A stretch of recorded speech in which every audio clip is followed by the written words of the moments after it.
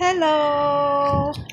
Ayan guys, kung naaalala nyo, yung in-upload ko ng mga bago kong Phalaenopsis. Kasi yung mga dati kong alagang Phalaenopsis, nagkandamatay sila noon dahil ng pabayaan ko.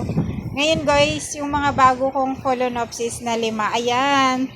Isa pa lang yung nagbo-bloom. Ang ganda ng kulay niya. Grabe. Ang ganda oh. Tapos, itong isa, meron na din siyang nilalabas na spike. Ayan, nag-uumpisa na sila. Yung iba, hindi pa sila lalabas ng spike. Pero healthy naman yung ating mga alagang Phalaenopsis. Ayan. Thank you guys sa pag-support sa aking YouTube channel.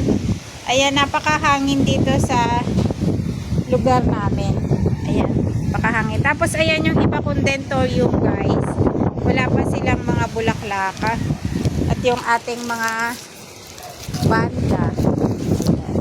Update ko kayo guys kapag nagbulaklak na ulit yung iba pa nating mga alaga na Phalaenopsis. Ayan, thank you for watching.